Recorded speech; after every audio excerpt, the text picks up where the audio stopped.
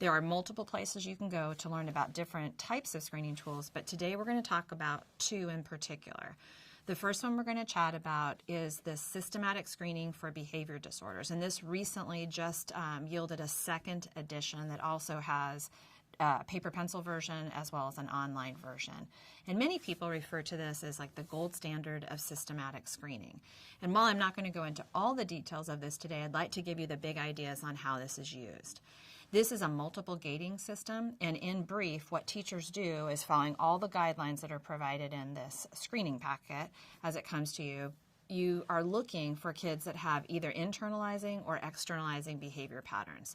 So to support this, teachers begin by having descriptions which are provided as to what it means to have internalizing issues or what it means to have externalizing issues. And it gives you a definition, examples, and non-examples.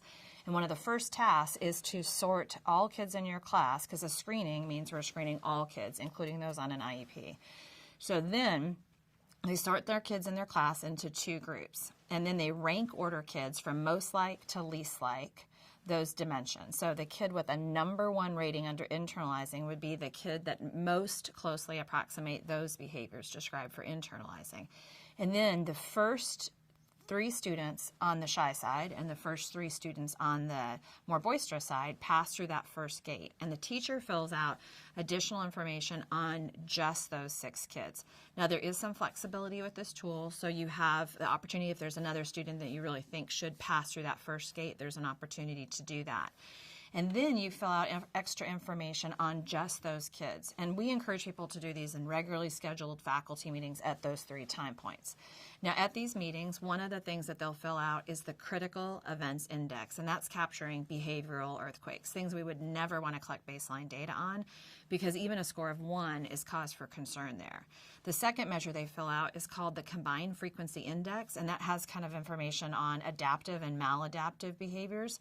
And each of these 3 scores, the 2 from the critical or the combined frequency index and then the 1 from the critical events index, are used to create these cuts to suggest who has higher than average internalizing issues or higher than average externalizing issues.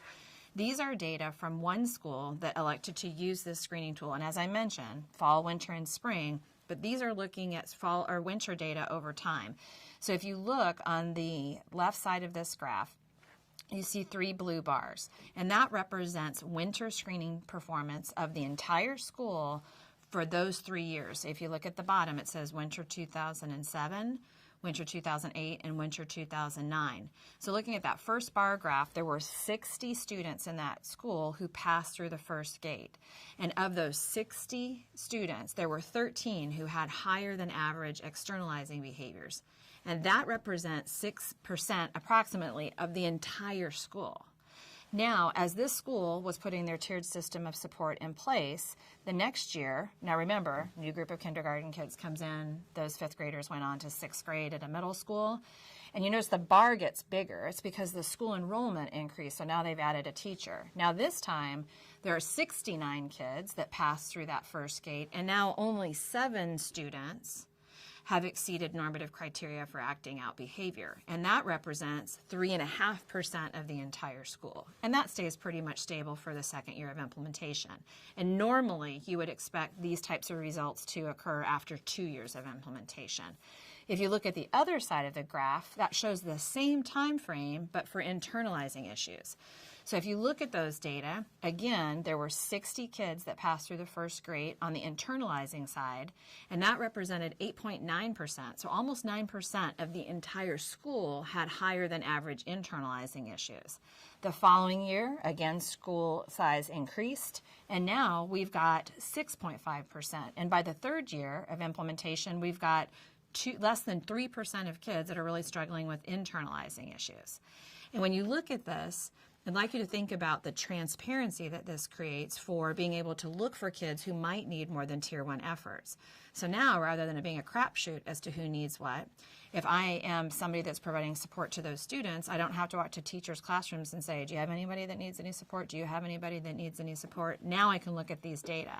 So like here in 2009, you see the number 6. That means there's 6 kids in that school that have higher than average internalizing issues.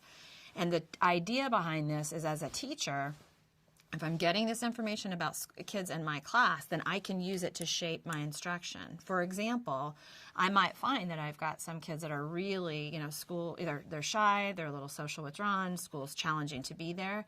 And for those types of kids, if I knew that before heading into my instruction, then I could do things like be aware that it's going to be uncomfortable for them to be called on in front of the entire class. Now, I still need that child to participate, but it might be, and I'm not saying Ryan does, but if Ryan had internalizing issues, I could go to him ahead of time and I could say, hey, I know it's stressful for you during class when I call on you when we go into whole group discussions, but I really need you to participate, but I'm not ever going to call on you. But I am going to give you these 4 paper clips, and sometime in the next 30 minutes that we're working on this topic, I need you to participate 4 times. And every time you do, just move a paper clip into your pocket. When you're done, you're done. And you're totally welcome to say more if you want to. So this information I can use to shape my instruction while I'm teaching everybody, and I can use it to connect kids to supports.